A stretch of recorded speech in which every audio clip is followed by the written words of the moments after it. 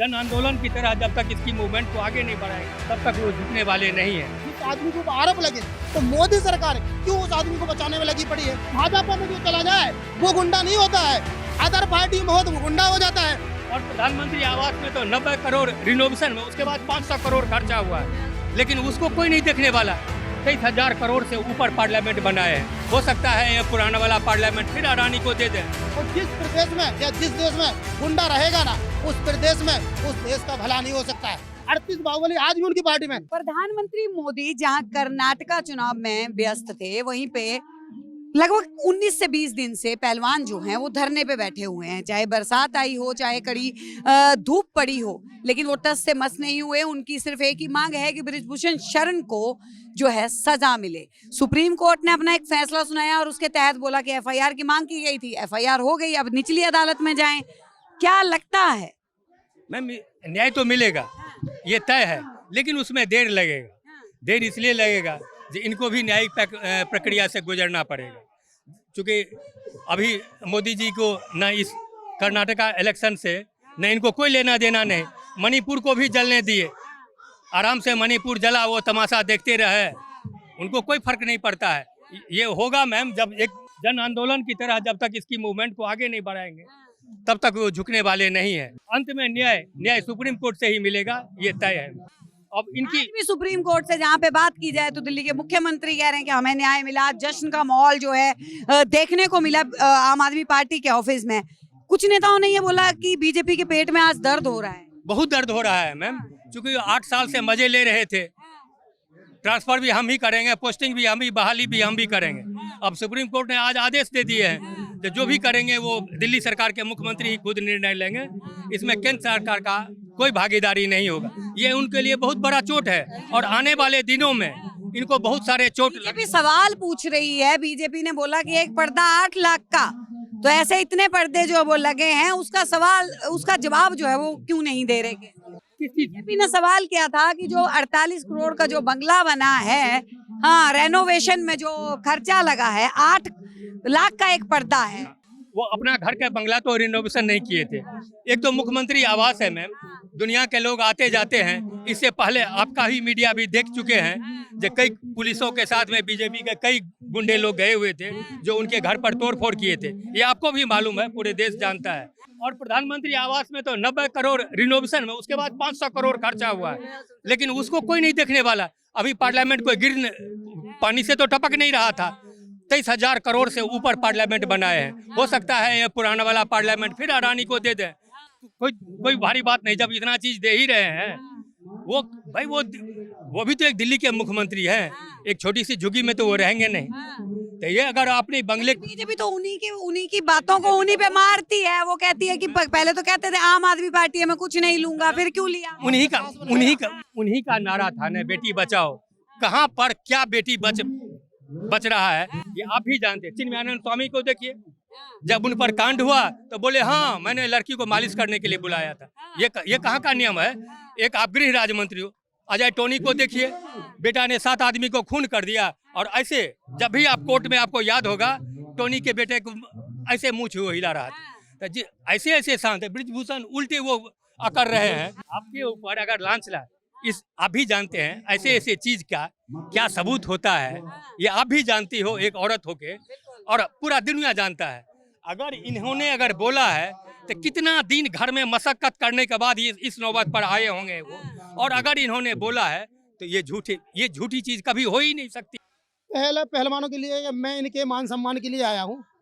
जिन बहनों ने अपन को देश के सम्मान के लिए मेडल ला के दिया, उन महिलाओं को, बहनों को यहाँ आके संघर्ष करना पड़े, आंदोलन करना पड़े, तो ये बहुत बड़ी शर्म की बात है। जो सरकार है उसके ऊपर ये आरोप जाता है, ना कि किसी सरकार के ऊपर। तो सबसे पहले तो मोदी जी को ये सोचना चाहिए, बहनों ने देश का मान सम्मान बढ़ाया और बहनों ने मेडल लाके दिए देश का, पूरा देश का। इसमें कोई जाति का आंदोलन नहीं है। उन बहनों को यहाँ आके आंदोलन करना पड़ जाए तो ये देश हित में नहीं है। जिस आदमी को आरोप लगे तो मोदी सरकार क्यों उस आदमी को बचाने में लगी पड़ी है। मोदी जी को सबसे पहले उस आदमी को बर्खास्त कर देना चाहिए। वो आदमी आज का बाहुबली नहीं है, वो बहुत बड़ा गुंडा है, बहुत बड़ा बाहुबली है, आज का नहीं है बाहुबली। इससे पहले 38 मुकदमे उसके ऊपर हैं। इन बहनों ने कितनी घुटन महसूस करी होगी। ये लोग निकल के आई, ये बहनें जो है ना अपनी लड़ाई नहीं लड़ रही, ये बहनें जो है ना पूरे देश की इज्जत की जो 50% आबादी आप लोगों की है उसकी लड़ाई लड़ रही। क्योंकि कोई भी लड़ाई वही लड़ सकता है जो जिंदा होता है, मुर्दा कभी लड़ाई नहीं लड़ सकता है। इनको सहते सकते जब सर से ऊपर पानी हो गया ना, इसके बाद वो निकल के आए। तो जब वो निकल के आए तो उसमें पूरी सत्यता है।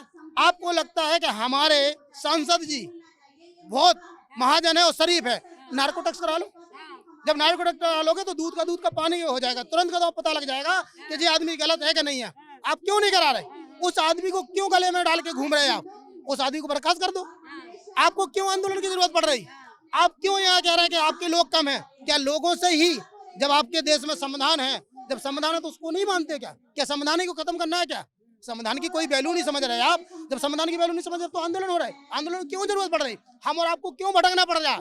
इस देश में नहीं होना चाहिए। कुछ लोग ये कह रहे हैं, दूसरी पार्टियां विपक्ष जो है वो ये बात कह रहे हैं कि बीजेपी जो है दूसरे मुद्दे सामने लाकर जो है वो इस मुद्दे से जो है ध्यान भटका रहे हैं। तो ये तो रियलिटी है, ये रियलिटी है कि इसी तरह से ये लोग करते हैं। जब इनका कोई आदमी फंसता है तो पूरी बचाने की कोशिश करते हैं, जब वो बचता नहीं है ना कहीं से फिर उससे हट जाते, किनारा कर लेते हैं। लेकिन पहले तो कोशिश पूरी करते हैं कि इसको हम बचा ले जाएं, लेकिन ऐसा नहीं होता क्योंकि इस देश में संविधान है, न्यायपालिका है, कार्यपालिका है, वो अपना काम करती है। लेकिन मेरा कहने का जब तक जांच सही नहीं हो सकती, जब तक इतना बड़ा बाहुबल अपने पद पे रहेगा ना तो वो जांच सही तरह से नहीं हो सकती है। उस जांच को सही तरह से करवाना है और मोदी जी को वास्तव में न्याय देना है और वास्तव में इज्जत करते हो आप। बेटी बचाओ बेटी पढ़ाओ, आप इतना बड़ा नारा देते हो। बहनें मेडल लेके आई, देश का मान सम्मान बढ़ाया। तो बताइए बहनों को इतने बड़े, तो फिर मेरी आत्मा ने कहा कि इनके साथ खड़ा होना चाहिए जो भी हम टाइम दे सके। यहाँ पे योगी आदित्यनाथ सफाया कर रहे हैं गैंगस्टरों का, तो योगी आदित्यनाथ से एक बार अपील कर दीजिए, क्या पता उनके कहने से कुछ तो सर शर्म की बात तो यही है कि भाजपा में जो चला जाए वो गुंडा नहीं होता है, अदर पार्टी में हो तो वो गुंडा हो जाता है, मुसलमान है तो वो गुंडा हो जाता है, और कोई है तो वो गुंडा हो जाता है। लेकिन उनकी पार्टी में जो चला जाए वो गुंडा थोड़ी होता है, बहुत महाजन आदमी होता है। अच्छे लोग वहाँ रहते हैं, बाकी बुरे तो वो सब फेंक देते हैं। सबसे बड़ी शर्म की बात है, हम कहते हैं जब इतने एनकाउंटर हो गए तो क्या और किसी का नंबर नहीं लगेगा? भाजपा में भी तो लोग हैं। आप जो जीत के गए, हम लोग जनता के द्वारा जीत के गए, तो जनता इस देश की मालिक है ना, आपको ये पता है ना। आज आपका समय है, आप कुछ भी कर लो, जिस दिन समय आएगा फिर क्या करोगे? जिस दिन समय बदल देगा फिर क्या करोगे? तो मेरा कहने का मतलब है नीति एक ही होना चाहिए, नीति और नियम के साथ खिलवाड़ नहीं होना चाहिए। मेरा कहने का मतलब ये है, जो भी गुंडा है किसी भी जात का, किसी भी धर्म, किसी भी मजहब का, उसको बख्शा नहीं जाना चाहिए। क्योंकि आम आदमी को जब ही सुकून मिलेगा जब गुंडा नहीं रहेगा। और जिस प्रदेश में या जिस देश में गुंडा रहेगा ना, उस प्रदेश में उस देश का भला नहीं हो सकता है। तो मेरा कहने का मतलब ये है कि पार्टी में आपकी में आ गया वो गुंडा नहीं है, और जो पार्टी में नहीं है वो गुंडा है। तो दोहरी नीति कहाँ तो चलेगी सर? दोहरी नीति नहीं चलनी चाहिए ना। ये दोहरी नीति जो है ना वही देश को बर्बाद कर रही। इस दोहरी नीति से आपको बाहर निकलना पड़ेगा। और मोदी जी को और योगी जी का तो कोई रोल नहीं है, मोदी जी का और गृह मंत्री जी का रोल है। उनको सोचना पड़ेगा कि हमें अपने आदमी को, आज पहला मुकदमा नहीं है, और जिस आदमी के ऊपर 38 मुकदमे हुए तो समझ लो कि वो कितना बड़ा किराम करने वाला आदमी है। उसके लोग वो कहता है कि हम यहाँ तो 500 लोग बैठे हैं, हम चाहे तो 1000 आएंगे, तो गुंडे के साथ 1000 का 1 लाख आ जाएंगे, क्योंकि उसकी ताकत होती है। पैसे तो देना है। अरे योगी का भी हाथ है, योगी को भी जवाब देना चाहिए, मुख्यमंत्री है वो तो यूपी में ही है। योगी जी जब चाहे हथकड़ी लगा सकते हैं, जब चाहे लगा सकते हैं, ये भी वही के सांसद है। बिल्कुल हाथ बिल्कुल है, हाथ नहीं होता तो वो बचते नहीं। जैसे योगी जी सफाया कर रहे हैं तो इनका भी सफाया कर देना। और कितने लोगों का नाम सुना है, राजा भैया, सेंगर, कुलदीप सेंगर, तो कुलदीप सेंगर चंगले, कुलदीप सेंगर को बचाने की कोशिश करी पूरी, उसने भी रेप करा था एक बहन का, उसको भी पूरी सरकार लगी रही बचाने में, नहीं बच पाए।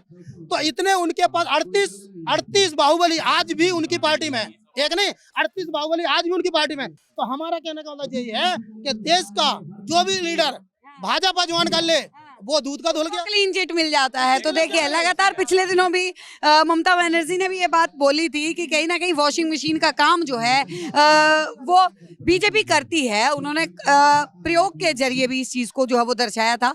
फिलहाल धरने पे बैठी हुई हैं यहाँ पे पहलवान महिलाएं, और देखना ये दिलचस्प होगा कि आखिर न्याय जो है वो कब मिलता है। तब तक के लिए देखते रहिए सौगंध टीवी।